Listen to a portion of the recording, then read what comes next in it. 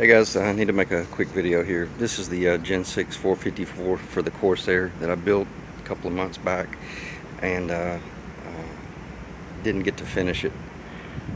I think the client was unrealistic budget wise, and I don't mind telling you it had a shitload of machine work that needed to be done, and then the client insisted on porting heads and doing work like that. Long story short, we could have just built this engine back as a stock engine. The intake was good. It could have been cleaned. It had rust in it. It was the old metal cast iron intake. Had the the old quadrajet on it right there, which it's fine. I can build a quadrajet for about $40-50 in the kit, and usually charge a couple $100 for that, and would have been able to brought this back. The client insisted that we go with some sort of hot cam and jazz it up, and he didn't understand that performance boats that he hears out on the water, loping real heavy, are typically, I don't know, it may be over my head. I think for the most part they're dry exhaust systems, or at a minimum they're engineered exhaust systems to keep the big block platform from sucking water back into the engine. I took this engine up to what's called a 502 cam. What that means is that's the exact same cam that would go in a 502. So it's not much more lift, I don't believe, but it is. I think well, maybe it is just a little bit more lift, but the main thing is the duration. It's right up to that threshold where it doesn't start overlapping. But the reason I'm filming this, the original cam was excellent. The original lifters were excellent. That would have saved us about $400 probably. Okay, the carburetor, we ended up looking at the Edelbrock 1410.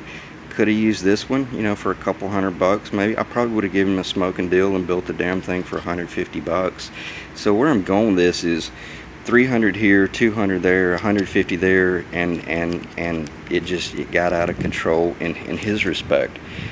Basically, I knew it was going to go over our original mark of around $5,000 to $6,000, but I didn't expect it to go over much.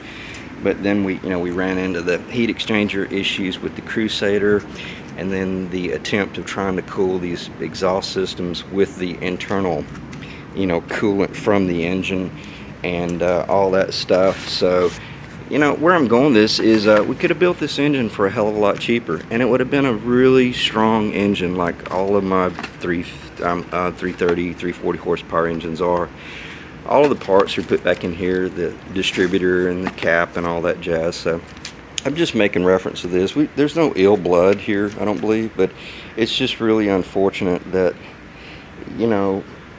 the client, I think he was on the impression, wow, we'll just build it as we go. Okay, what the hell am I supposed to do? Have this thing sitting in my shop for 7 months? Am I supposed to pay storage, on your engine? If you want to build as you go, let's build it in your storage unit up there in West Palm, and I'll drive up there and charge you $100 for travel, and we'll work on it, 1 weekend a month for 2.5 years. If you want to drag it out, but don't drag it out on my time, and don't make me reschedule all of my jobs in order to try to pull off your unrealistic dream. That's kind of, and I'm not just saying this to this client. I've run into this shit about 3 or 4 times down here in South Florida. You guys think you should be able to build an engine for a boat that's worth $50,000 to $100,000 for $3,500. Well, that boat off the assembly line, or right out of the fresh shop, $7,500, $50,000, $200,000. You think it's all fiberglass and paint? No, it's drive systems and marine systems and engine exhaust systems, and the stuff is not cheap. I'm not complaining. I just need to make record of this because it really pisses me off, because I put my heart and soul into engineering this thing for a very, very good deal. I mean, it's a smoking deal, and there's several thousand after it's all said and done that got lost here and left on the table, and it's the last time I'll ever do it. So from here on out, it is what it is. But I'm going to shut the video down. The client's on his way with the trailer. I'm paid in full. I want to make that reference. I'm not owed anything. There's not going to be any liens or any arguments and shit like that. So all's well. It should be a good engine. I don't want to be involved. I don't want to hear it crank up the first time. I don't really care if the boat sinks or floats. And that's where I am.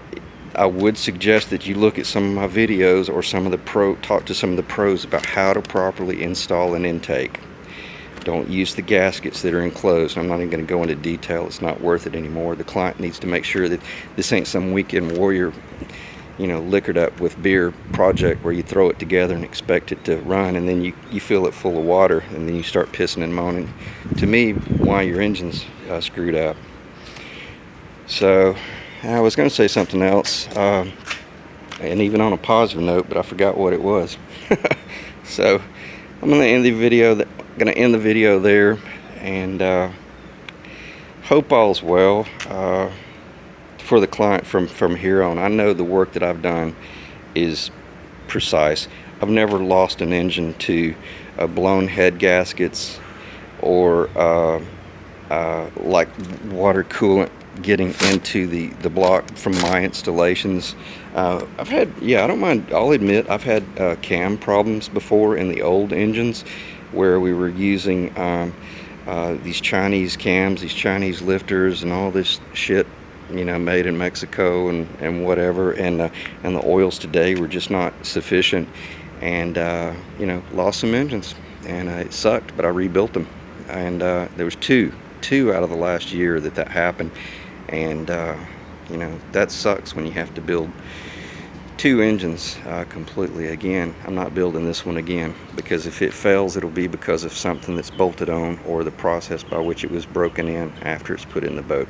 So thanks guys, appreciate you watching, and hate it didn't turn out better than it did.